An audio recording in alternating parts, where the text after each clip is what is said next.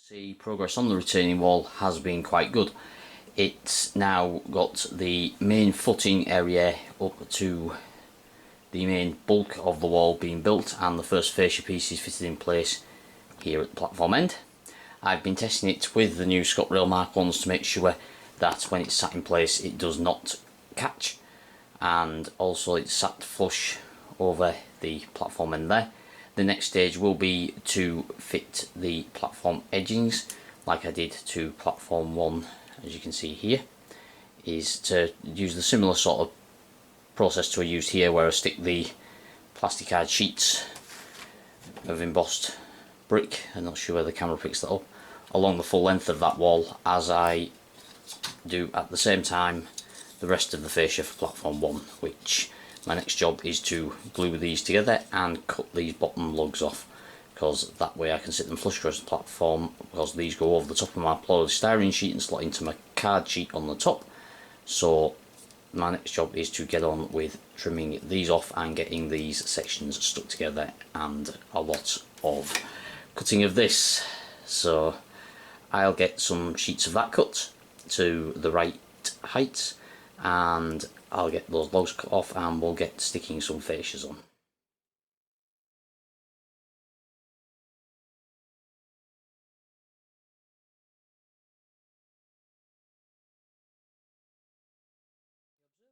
You may have noticed that I've kept this end closest to the station building separate from the rest of the retaining wall foot.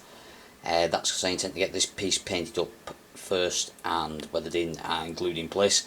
That way I'm not risking gluing in the entire retaining wall just to find that it's not sitting right.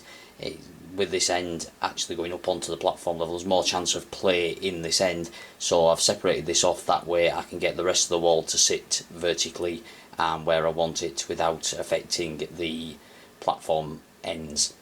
The base coat, which is this paint I picked up locally from, you pick these up in most shops that sell sort of airfix kits and stuff like that. It's actually a desert sand colour. That's what I use as the base on my brickwork painting, so I've put a full coat of that on, and then to give it the right effect I'm going to use a mixture of more of that colour, some sleeper grime and some weathered stone. The weathered stone and sleeper grime of course from Rail Match, and for big areas on this I use acrylic paint, the water-based paint, because you're painting big areas, of course, keeping the fumes down. I know it's been mentioned by other channels as well about doing it, or doing large areas in water-based paint rather than oil-based paint to save you from that lightheadedness. So I'll get to painting this up and getting it to the desired effect, and then we'll look at sticking it down on the base.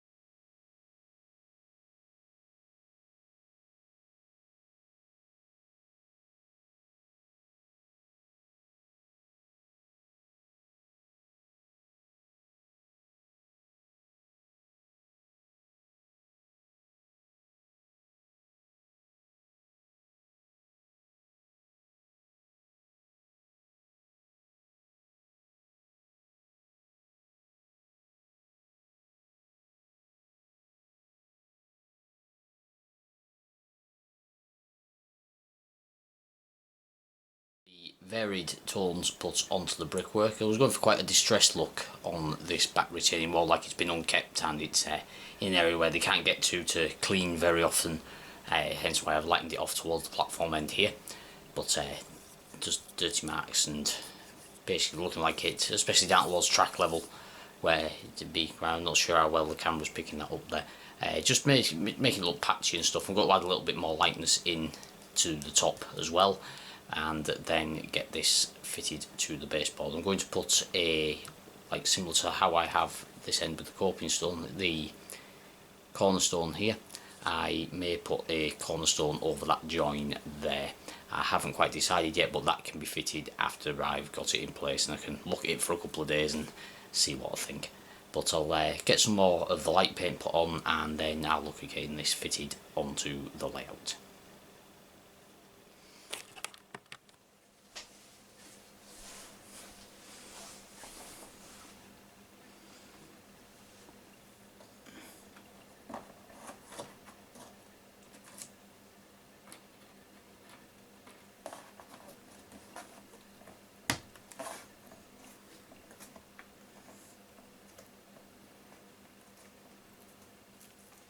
Okay, so with the painted brickwork fitted, just push fitted at the moment onto the layout, you can see the comparison between the unpainted brick on the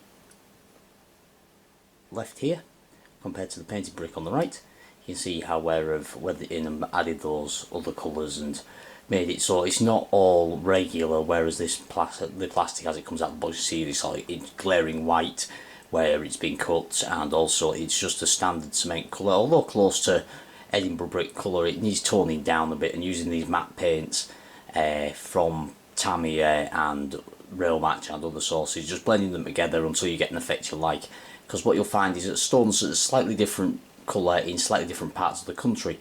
I mean, the weathered stone that's provided by Rail Match may match some stone in parts of the country, but I find it's a little bit too yellow for that of the Edinburgh area, hence why I add desert sand into the mix to make this slightly toned down darker colour, and then adding the sleeper grime towards the bottom of the wall mostly to look at the weathering of trains passing by and throwing dust up off the ballast and oil spills and the like. This will be weathered in further once the ballast is fitting and weathering the ballast. They'll weather it so the weathering blends there. It's just a base for that to work off. So I'll get this piece of retaining wall glued in place, and then I'll start looking at getting the top stones fitted to it, which is the first part of the upward build of the retaining wall.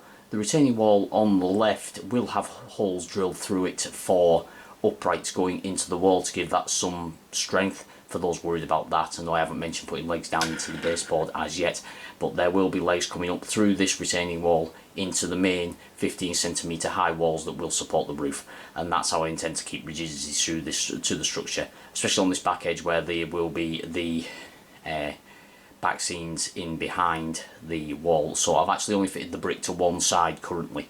If it gets to the point where I'm planning to exhibit Leith Central and then back seams will come off, I will then do the same process on the other side of the wall. But just so I can get this area finished and ready for ballasting in platform 5, I'm going to do this side for now and then fit them strips as and when they come to it. I have some spare bits here because I have some spare bits of the embossed plastic. If I can get it to an angle where the camera will pick it up. There you go. These I'm going to build little embossed pieces that are only maybe a couple of millimeters thick over the joins in this wall.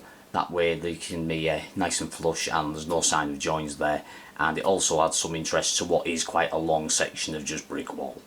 So I'll get on with gluing that in place now.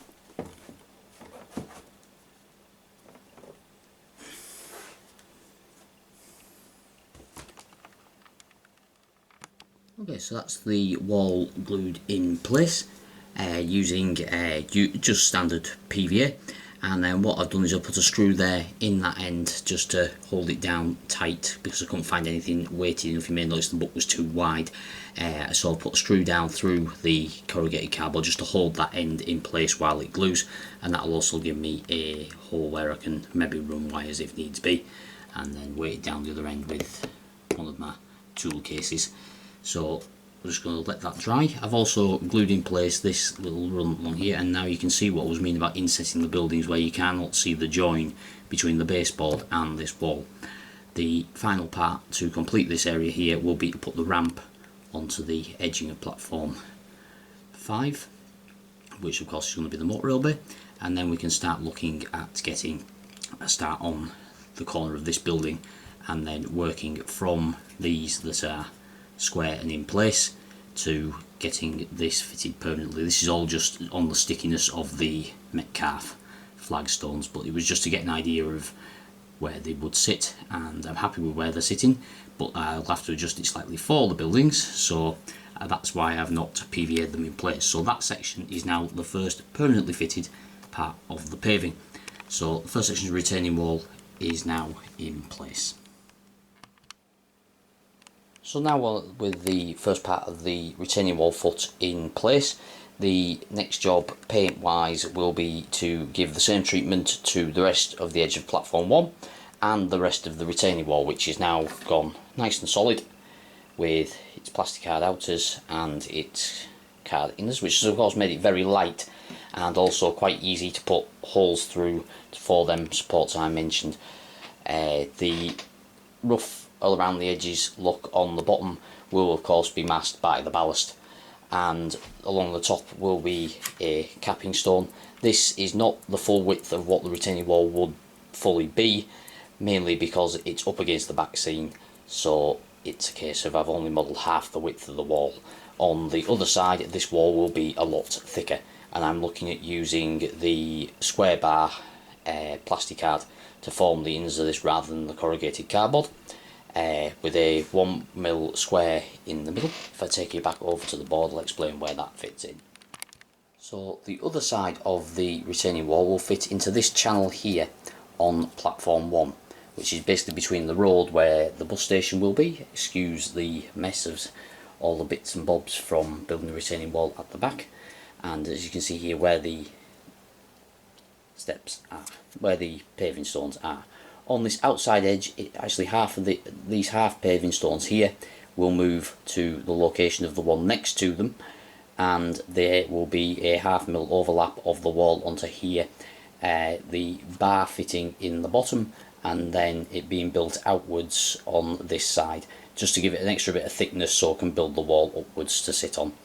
There will be uprights put into these. I haven't decided whether to use plastic card block bars or brass or wood yet for that, but it will have a similar style footing to I'm putting along the back, only coming up to about 1 centimetre above paving slab height, and then the rest of the wall on top of that as per the ones at Edinburgh Waverley.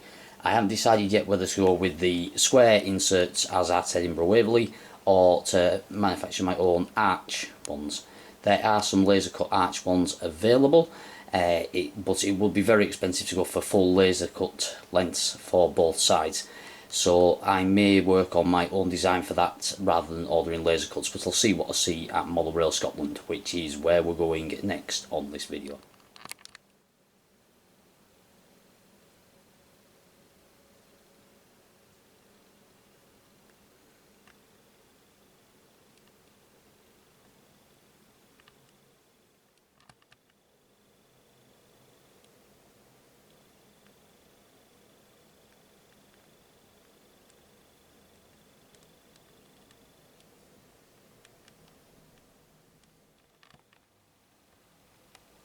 Another area I've been working on this month is the top of platform 4 and 5.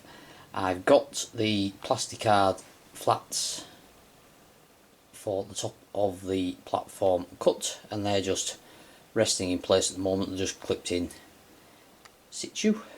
I'm going to mark out rough positions of where I want to put lights and things like that. and I've also put the edging stones on the ramp at the end. That just completes that ramp at the end, ready for the scatter material, but that won't be done until the tops are completely finished and ready for the same treatment. Also, if I bring you back this way, you can see the 37's out checking distances, and I've got the Acura scale buffers out the packet just to test fit them and see how they sit on the layout. They are quite a nice, robust little model. If I bring one up close here, you can see with the railway printed on the side and the clips and everything all modelled on the bottom. Of course, they're going to need a weathering down, but they are a really sturdy model considering the amount of detail that is in them. I mean, you look at buffer stops, just think of a little plasticky thing that needs a bit of work, as with the Pico ones on platform 1 and 2. But these are a cracking little model, and only a fiver for the pair of these two. There is a lit one where I think it's about £6 for one, and they're lit and you're using DCC, but I'm using analog. I'm planning on putting some red lamps up through the board here, just in behind them, and maybe also on these ones here in between the buffers, but I've not decided fully whether I'm going to do that or not yet, and that's for down the road. Those buffers, as you can see, not glued in position. I was just checking distances with the 37 for the run round and how they fit. The pieces of track there are now pinned in place up as far as the points, and they're sat in their final positions. Just some adjustments to be done on this point here with regards to the hole for the point motor is slightly off. So I've got that hole to re-drill before I pin down this section fully, and then it will be on with more platform edging ready for when them platforms are to be ballasted. But once that retaining wall, which has had its base coat now, is fully painted and glued in place, I will be getting on with ballasting platform 5. That way we are fully detailed and weathered along the back, and it's beginning to look like a real railway.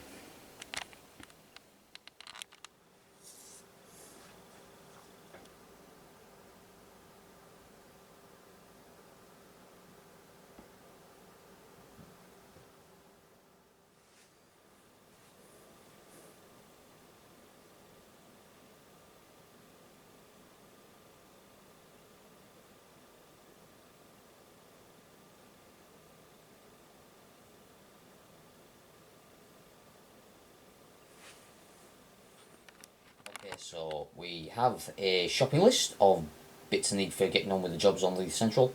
So let's make our way to Model Rail Scotland at the SEC in Glasgow.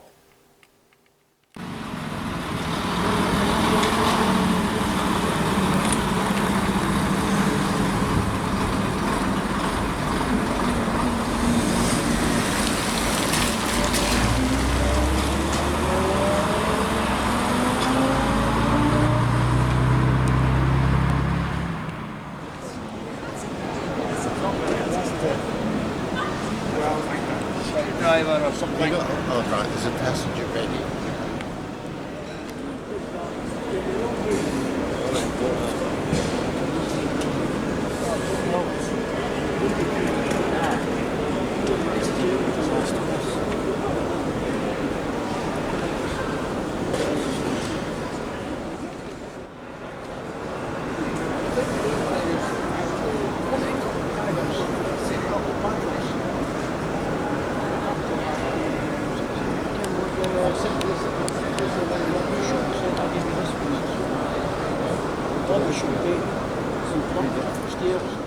Exhibition has now opened for the advanced ticket sales. Thank you.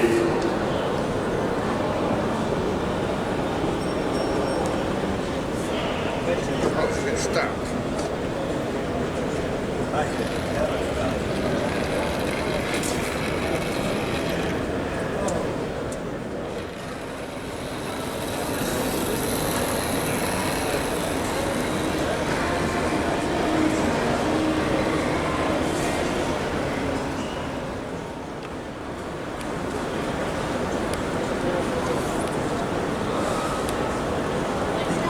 That light locomotive, I might want to get rid of it.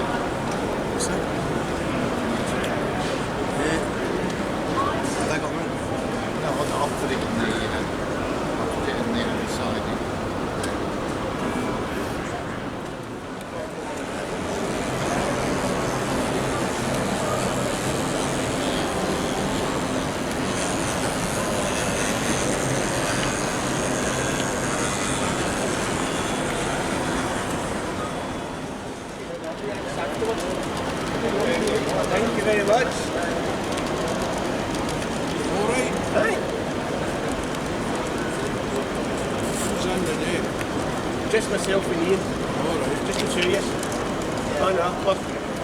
But we know what's coming next year. We know even the slight changes.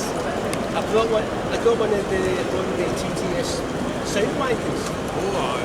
And when this, We're talking about well, one of them is a Roadmaster bus. And that was an RT. And of course, what have we got in our layout? RTs. So we're actually going to wire up with a separate bit of track, which is no wired at the moment. Put digital on it and then play the sounds. Just hide the vent fan. No, because we've got a building we can hide it behind on a track. We're going to play sounds next year. I think you said it's running away. It's different. So how you get on yourself? Doing all right. Aye. So I've got a new one sitting on the club.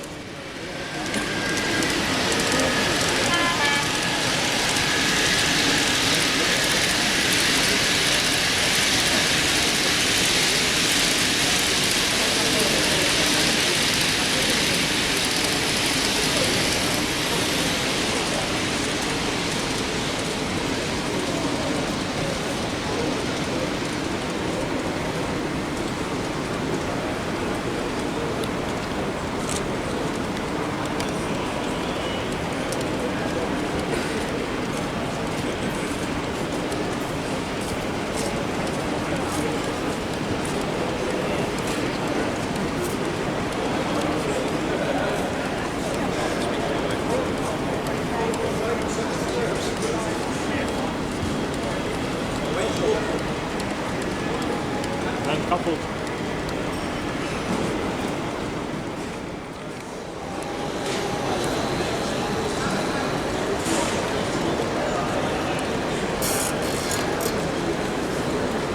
My wallet is somewhat lighter. How many? Not first to move.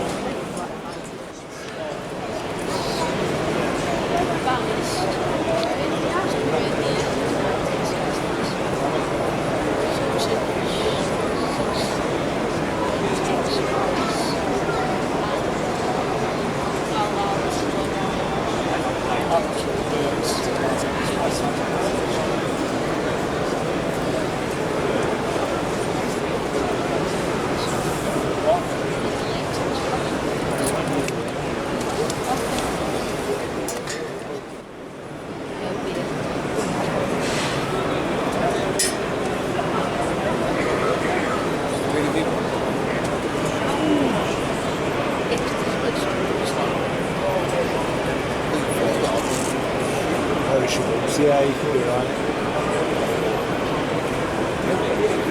Yeah, depending if you're working to I couldn't even split again.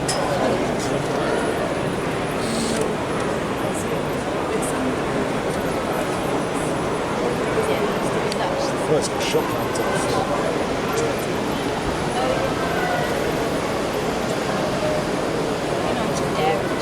Tail traffic. Picked up some rain.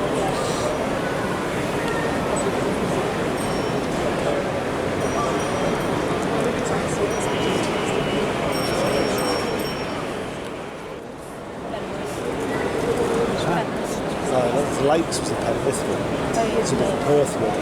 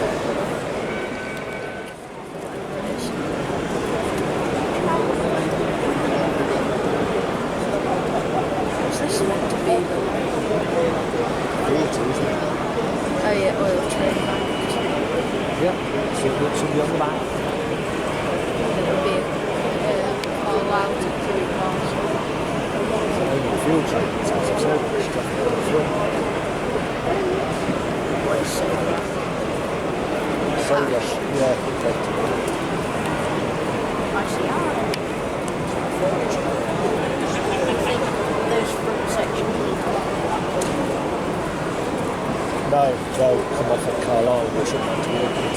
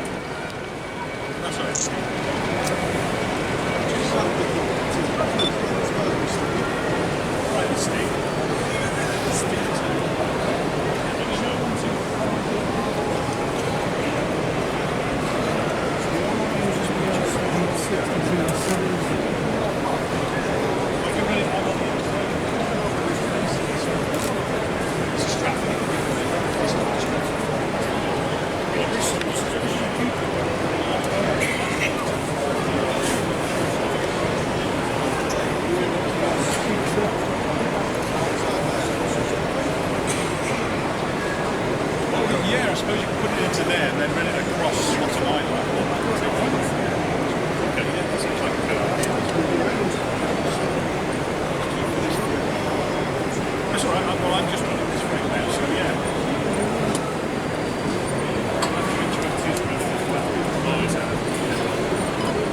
Is it going to be a case of I can still run a signal out?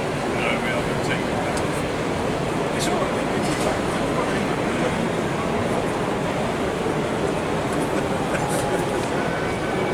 That'd be nice, wouldn't it?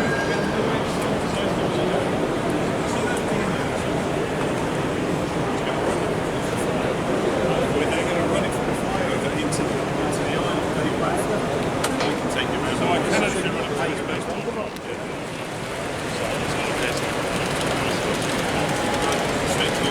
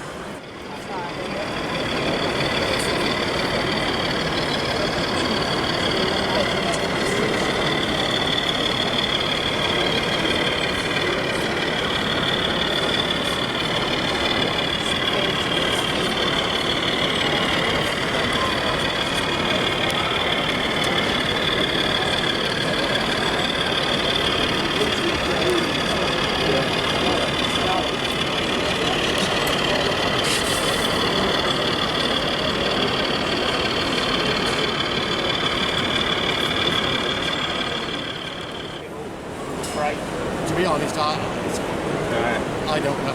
I don't follow the modern railway scene. Right. Yeah. Yeah.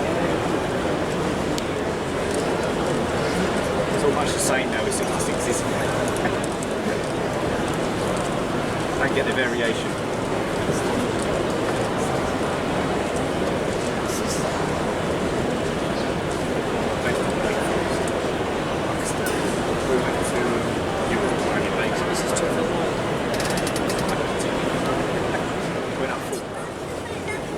This one, how big this one is? Was that pinned into it? Wow.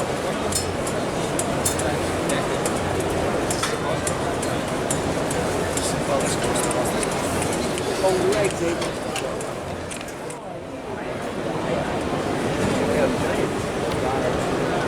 it comes. I think he's in it. I don't think it's place here.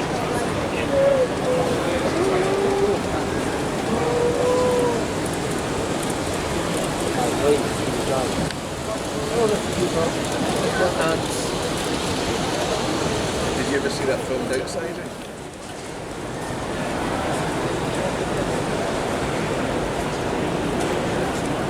There's the seats along the back. Yeah,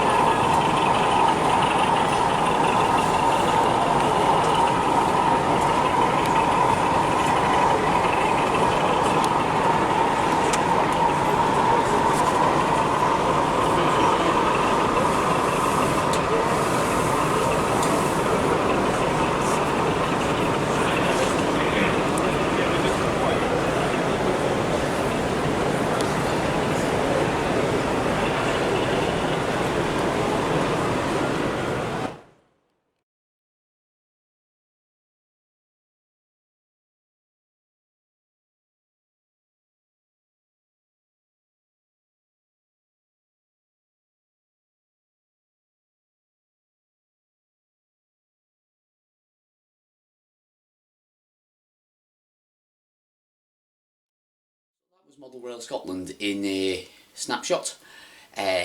Cracking exhibition. Had a real good time operating Talybont with the Edinburgh Lothians Model Railway Club. Got myself some new additions to the Leith Central fleet and some bits I need for moving forward on Leith Central, including these pipettes so I can start on the ballasting and some rail match paint so I can get to painting the VAA van I've started. A really good exhibition. Had time there to take a good look around. Got some shots of the layouts as you've just seen. Hills in the North, a fantastic layout there, probably my favourite of the exhibition. Also good to nip over to Scale Model Scenery and actually meet Dave from Dean Park Station. Had a good chat with him about the new detailing parts that are coming from Scale Model Scenery, and also about overall roofs, because he's got quite a nice overall roof on his layout, and I'm looking at starting mine with the retaining walls I've been putting in. So that was a nice connection to make, nice to have a conversation there, and hope to bump into Dave again at future exhibitions. So I'll get on with getting the update online now, and I hope to go through the new additions to the fleet in the next update. Remember to like, share and subscribe. There's also the Facebook page for Leith Central where all the videos are updated, as well as some photos as well, if you want to go and check that out. Also go and check out Dave's layout at Dean Park Station. That's where I get quite a lot of my ideas from, and also Everard Junction's another good source of inspiration for me, so go and check those two layouts out. Until then, I'll see you on the next one. Cheers.